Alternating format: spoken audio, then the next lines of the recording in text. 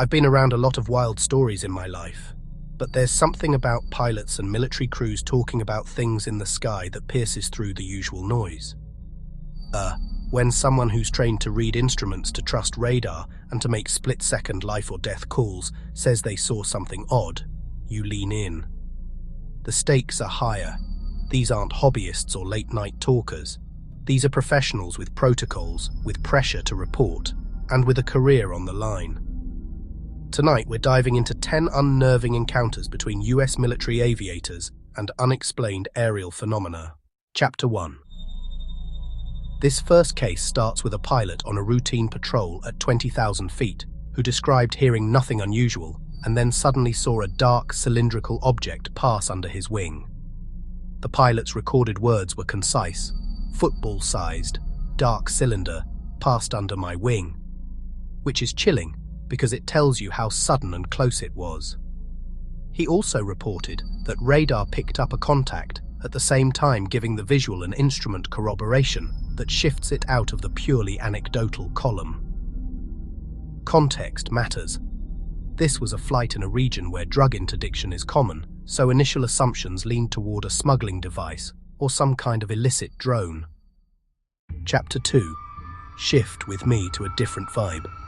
Daytime, clear conditions, multiple crew members on a passenger flight over the Bahamas, a sighting that lasted 45 minutes.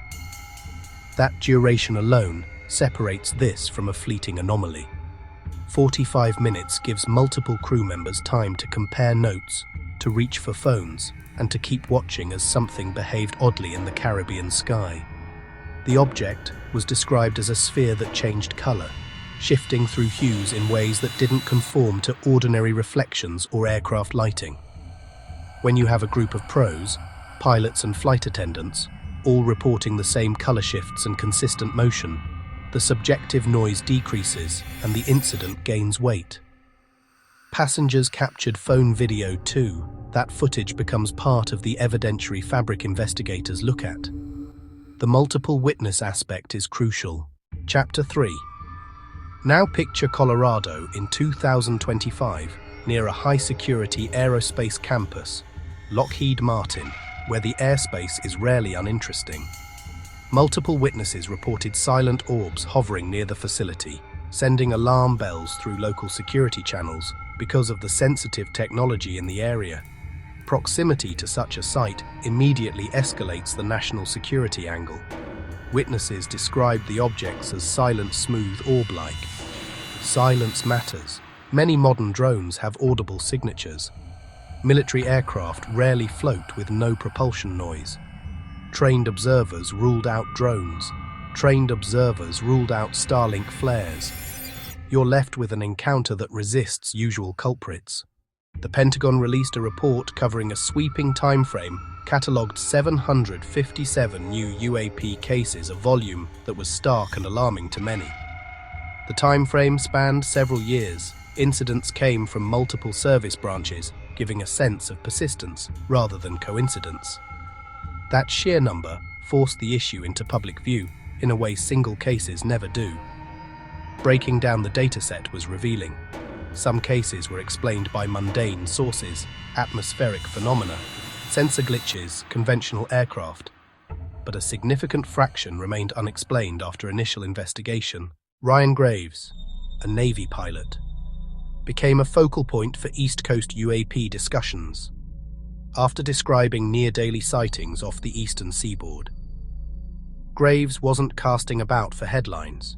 He was describing an operational reality, where pilots repeatedly observed objects demonstrating capabilities beyond what they expected to encounter in coastal skies. He and other pilots reported advanced characteristics, extreme speeds, abrupt accelerations, no visible means of propulsion. These weren't simple optical illusions or misidentified balloons. The objects behaved in ways that contradicted aerodynamics for known platforms.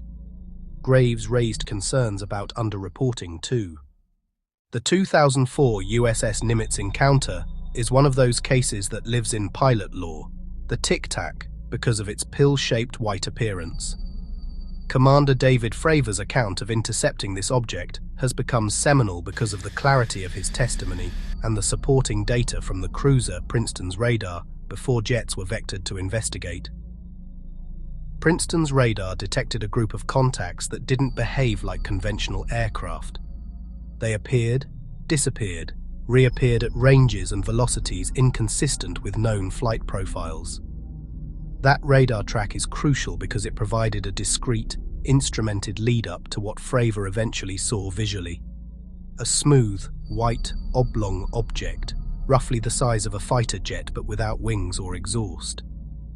An object hovering with no apparent means of propulsion, then executing a rapid plunge toward the ocean, before reversing and accelerating away at speeds beyond what his F/A-18 could achieve. The combination of radar signatures, visual identification, and corroborative pilot observations created a compelling case file that demanded investigation beyond routine explanations. In a strikingly different theater, MQ-9 Reaper drones engaged a high-speed UAP over Yemen, firing a Hellfire missile in an attempt to neutralize the contact. The engagement is notable because this was not a casual sighting. It involved lethal ordnance on an unmanned platform.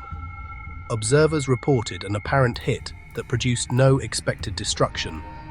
According to accounts, the Hellfire impacted the target, but the object did not break apart or display typical damage behavior.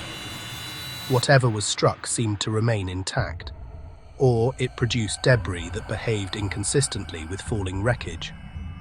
Observers reported odd trajectories of fragments, or a troubling lack of fragments at all, complicating the forensic narrative. That kind of engagement raises immediate, difficult questions. The mismatch between ordnance performance and target behavior could suggest sensor misinterpretation, or materials that respond unpredictably to kinetic impacts. A successful hit that yields no recognizable debris challenges assumptions about engagement efficacy and escalation. Earlier this year, scientists at California's Palomar Observatory discovered several instances of transient star-like flashes in photographs taken over 70 years ago that may hold the key to answers regarding instances of unidentified aerial phenomena appearing near nuclear testing sites. The study pointed to findings that revealed transients were 45% more likely to be spotted in the air within 24 hours of nuclear testing, with significantly more UAP sightings being documented within the test windows. Correlation isn't causation, but proximity and timing like this get analysts' attention. Any unexplained aerial activity near nuclear infrastructure triggers high-priority checks. Analysts differentiate astrophysical transients from atmospheric and sensor effects, and the remainder becomes an operational concern. Aircrews operating near ranges report, log, and escalate when anomalous tracks coincide with test windows. Over decades, small threads can braid into compelling patterns, which is why these correlations matter beyond pure curiosity. They feed risk models and posture decisions, and they hint at an enduring entanglement between our most sensitive endeavors and the unknown above them. The conferenced version of the fiscal 2026 National Defense Authorization Act would require the Pentagon to brief lawmakers on operations since 2004 involving any unidentified anomalous phenomena, intercepts conducted by the integrated military commands that share leadership and a focus on defending North America. This comes as NORAD and US Northern Command are confronting a concerning spurt in reports of unexplained drone and UAP incursions, particularly near sensitive military installations and critical infrastructure sites. Mandated briefings mean patterns can no longer stay siloed. Aircrews' experiences feed directly into oversight and resourcing. Intercepts aren't rare one-offs, they're an operational category. The proximity to critical infrastructure elevates even ambiguous contacts. Codifying briefings pressures agencies to improve reporting pipelines and to converge multi-command data that once lived apart. That affects pilot safety, rules of engagement, and domain awareness. It also reframes these encounters as defense posture questions, not fringe anecdotes. In January of 2025, during an interview with Matt Gaetz, Representative Tim Burchett alleged that an admiral told him about an object the size of a football field, reportedly moving hundreds of miles an hour underwater. If accurate, that scale and velocity underwater outstrip known hydrodynamic limits. Military crews train to classify subsurface contacts by signature. When a return doesn't fit, it moves to the anomalous bin. Air crews coordinating with maritime sensors see the domain boundary blur.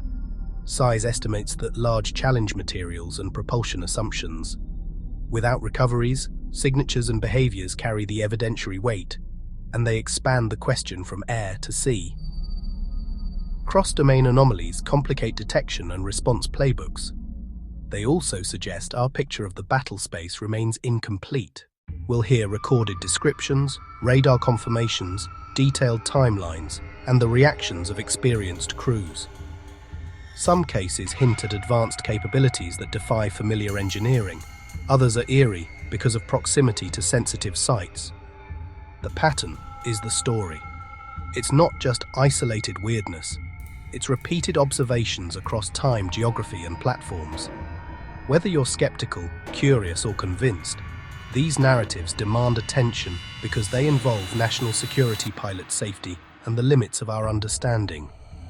Because when trained eyes meet the unexplainable, we owe it to those in the cockpit and to ourselves to look closer.